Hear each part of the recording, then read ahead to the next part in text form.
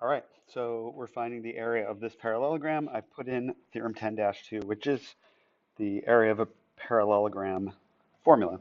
And what we're seeing here is three values. We've got this 36, and that is the base because this is a parallelogram, so this is also 36, okay?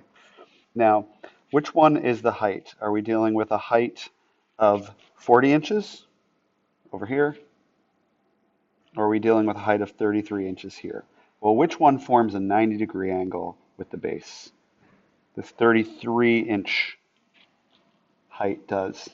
And if you were to cut this triangle off, I'm going to shade it in blue. If you cut that off there and filled it in there, you'd see that we then have a rectangle with a base of 36 and a height of that orange line of 33. So it's kind of like a rectangle if we were to just cut that blue triangle off and move it over there.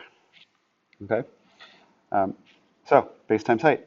Area equals base times height. And what is the base? The base is 36.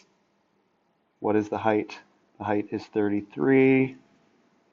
And then so therefore when we calculate 36 times 33, we get 1,188. And the units were inches, so it is inches squared. That's our answer, answer A.